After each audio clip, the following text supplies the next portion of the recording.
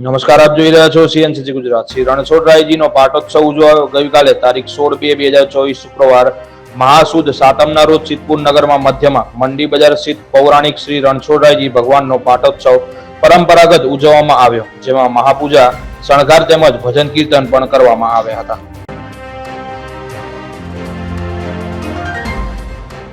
Siddhpur railway સ્ટેશને તારીખ 26/2/2024 ના રોજ પ્રધાનમંત્રી શ્રીના વરદ હસ્તે વર્ચ્યુઅલ ફૂટ ઓવરબ્રિજ એફઓબીનું ખાતમુહૂર્ત થશે. શહેરના નાગરિકોનું વર્ષોનું સ્વપ્ન હવે પૂર્ણ થશે. આપણા ઐતિહાસિક પવિત્ર યાત્રાધામ સિદ્ધપુર શહેરના છેલ્લા કેટલાક વર્ષોથી સિદ્ધપુરના પૂર્વ અને પશ્ચિમ બાજુએ થયેલ વિકાસ વિસ્તારને કારણે પૂર્વથી પશ્ચિમ અને પશ્ચિમથી પૂર્વ તરફ જવા આવવા માટે શહેરની વચ્ચેથી પસાર થતી રેલવે લાઇનને કારણે નાગરિકોને અવરજવર કરવામાં ખૂબ જ મુશ્કેલી પડે છે. આ મહત્વના પ્રશ્ને અમારી અને રાજકીય નેતાઓ, અનેક સંસ્થાઓ તેમજ જાગૃત લોકોની રજૂઆત અન્વયે રેલવે વિભાગ દ્વારા રૂપિયા 30,000 કરોડથી વધુના ખર્ચે 12 મીટર 40 ફૂટ પહોળો ફૂટ ઓવરબ્રિજ મંજૂર કરેલ છે. આ બાબતે અમોને પ્રાપ્ત જાણકારી મુજબ આગામી સોમવાર તારીખ 26/2/2024 ના રોજ સવારે 11 કલાકે ભારતના યશસ્વી પ્રધાનમંત્રી શ્રી નરેન્દ્રભાઈ મોદીજીના વરદ હસ્તે દેશના અનેક રેલવેના વિકાસ કામોનું વર્ચ્યુઅલ ખાતમુહૂર્ત થવાનું છે. તેની સાથે આપણા સિદ્ધપુરના ફૂટ ઓવરબ્રિજ એફઓબીનું સિદ્ધપુર રેલવે સ્ટેશને ખાતમુહૂર્તનો ભવ્ય કાર્યક્રમ થનાર છે, જેની તૈયારીઓ ચાલી રહી છે, જેમાં આપણા માનવંત રાજકીય નેતાઓ, પદાધિકારીઓ, રેલવેના અધિકારીઓ, શહેરના સુજ્ઞ નગરજનો વગેરે ઉપસ્થિત રહેશે.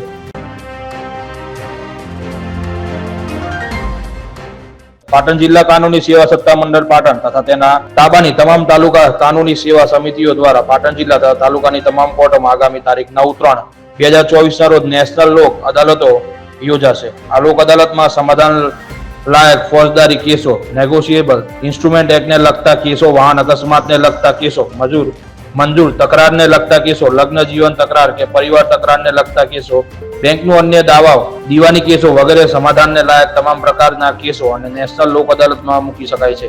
ઉપરાંત લિટિગેશન કેસો એટલે કે જે કેસો કોર્ટમાં આવેલ ન હોય પરંતુ પક્ષકાર વચ્ચે તકરાર હોય તે તકરારોમાં કોર્ટમાં કેસ આવે તે પહેલા સુખદ નિકાલ આવે તે અંગે પણ લોક અદાલત મૂકવામાં આવે છે. સિદ્ધપુર દેથડી 4 રસ્તા પાસેથી રિક્ષામાં બેસી બજારમાં ગયેલા એક વ્યક્તિનો કોઈ અજાણ્યા શખ્સ પાકીટ કાઢી ગયો હતો, જેમાં રૂપિયા 10,000ની રોકડ અને ડ્રાઇવિંગ લાયસન્સ હતા. આ અંગેની વિગતો એવી છે કે સિદ્ધપુરમાં રહેતા અને રિક્ષા ચલાવતા પ્રહલાદભાઈ પરમાર પોતાની રિક્ષા ગેરેજમાં મૂકેલી હોવાથી ચાલતા સિદ્ધપુરમાં દેથડી 4 રસ્તેથી બજારમાં જવા એક રિક્ષામાં બેઠા હતા. રિક્ષા ચાલકે તેમને કહેલ કે હું તમને ઓળખું છું, રિક્ષાના ભાડામાં પૈસા લેવાતા નથી, તમને બજારમાં ઉતારી દઈશ તેમ કહેતા રિક્ષામાં પાછળ બેઠેલા અન્ય મુસાફરો સાથે તેઓ બેસી ગયા હતા.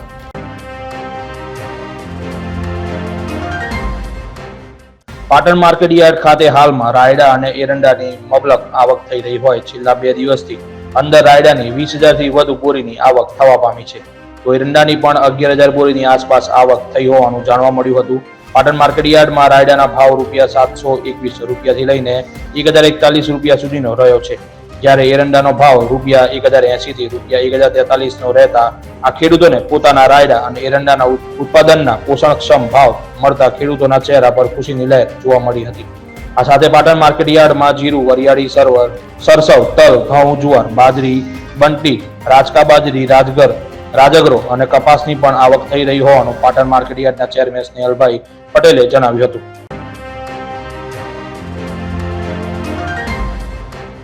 પાટણમાં દલિત સમાજની વીર મેઘમાયા શહાદત દિવસ નિમિત્તે પાટણ ખાતે એસએસડી સ્વયંસેવક દ્વારા રેલીનું આયોજન કરવામાં આવ્યું. પાટણના વીર મેઘમાયા મંદિરનું દલિત સમાજ માટે એક આગવી આસ્થાનું કેન્દ્ર માનવામાં આવે છે.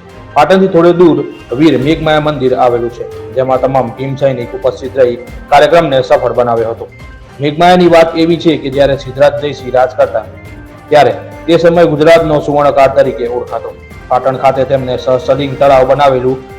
તે સમયે ઘણા વિદ્વાનોને પૂછવામાં આવ્યું કે આ તળાવમાં પાણી કેમ રહેતું નથી, ત્યારે એવું કહેવામાં આવ્યું કે જ્યારે આ તળાવ બનતું હતું ત્યારે જે કારીગરોને બનાવવા માટે બોલાવ્યા હતા તેમાં જસ્મા નામે એક સુંદર ઓઢ હતી. રાજાની નજર તેમના પર પડે છે, પણ તે સ્ત્રી પરણિત હતી. ત્યારે રાજા વિચારે છે આના પતિને મારી નાખું તો આ સ્ત્રી મારી થાય, તો સિદ્ધરાજ જયસિંહ તેના પતિને મારી નાખ્યો. અને જ્યારે જસ્માને ખબર પડી કે મારા પતિની હત્યા કરી દેવામાં આવી છે, તો તેણે પણ તેના શરીરનો ત્યાગ કરી દીધો અને શ્રાપ આપી ગઈ કે આ તળાવમાં પાણી નહીં રહે. ત્યારે સિદ્ધરાજે કહ્યું કે જે ભૂલ થઈ તેનું સમાધાન શું? ત્યારે એક બ્રાહ્મણ વિદ્વાન કહે છે, આમાં કોઈ 32 લક્ષણ વાળો પુરુષ બલિદાન આપે તો આમાં પાણી રહેશે, અને દલિત સમાજ અને ગામનું સારું થાય તે માટે મેઘમાયા એમાં બલિદાન આપે છે. અને આ જ બલિદાનને લઈને વીર મેઘમાયાની યાદમાં પાટણ ખાતે રેલી યોજવામાં આવી હતી. સિદ્ધપુર તાલુકાના કાકોસી સીએનજી પંપ ઉપર ગેસ પુરાવા આવેલી ગાડી સળગીને ખાખ થઈ ગઈ. કાકોસીના સીએનજી પંપ ઉપર ગેસ પુરાવા આવેલા સરસ્વતી તાલુકાના મનીષભાઈ નામના વાહન ધારકની ગાડીમાં આગની શંકા જતા પંપથી દૂર લઈ જવામાં આવી હતી, જેમાં શોર્ટ સર્કિટ કે કોઈ અન્ય કારણોસર આગ લાગવાથી બળીને ખાખ થઈ હતી. સમય સૂચકતાને કારણે કોઈ ઈજા કે જાનહાનિ ટળી હતી. સિદ્ધપુર તાલુકાના નવા વાસણ ગામે ધારંબા માતાજીનો પાટોત્સવ યોજાયો.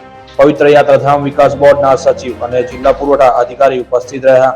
2000 થી વધુ લોકોએ દર્શન અને પ્રસાદનો લાભ લીધો. સિદ્ધપુર તાલુકાના નાગવાસણ ગામે શ્રી ધારંબા માતાજીનો પાટોત્સવ યોજાયો હતો, જેમાં સવારે હોમાત્મક નવચંડી યજ્ઞ યોજાયો હતો, જેમાં પવિત્ર યાત્રાધામ વિકાસ બોર્ડના સચિવ જે રાવલ અને જિલ્લા પુરવઠા અધિકારી કે ચૌધરી ઉપસ્થિત રહ્યા હતા. આ યજ્ઞમાં 2000 થી વધુ લોકોએ દર્શન અને પ્રસાદનો લાભ લીધો હતો. સિદ્ધપુર તાલુકાના નાગવાસણ ગામે આવેલ મોનસ ગોત્રી પરિવારની કુળદેવી રાજરાજેશ્વરી શ્રી ધારંબા માતા શક્તિપીઠના નિજ મંદિરે પ્રતિવર્ષ મહાસુદ આઠમના દિવસે પાટોત્સવ યોજાય છે. ચાલુ ચાલે માતાજીનો પાટોત્સવ મહાસુદ આઠમને શનિવારના રોજ યોજાયો હતો.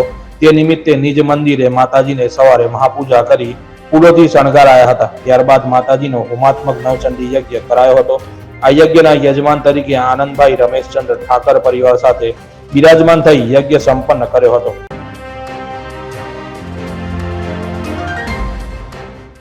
માધસુદ આઠમ એટલે આઈ ખોડિયાર જન્મોત્સવ સિદ્ધપુર સ્થિત ખોડિયાર માતાજીના મહાડમાં પ્રાચીન સમયથી પ્રસ્થાપિત ખોડિયાર માતાજીના હજારો દર્શનાર્થી સ્થાનિક કક્ષાએ તેમજ અન્ય રાજ્યમાંથી આવે છે.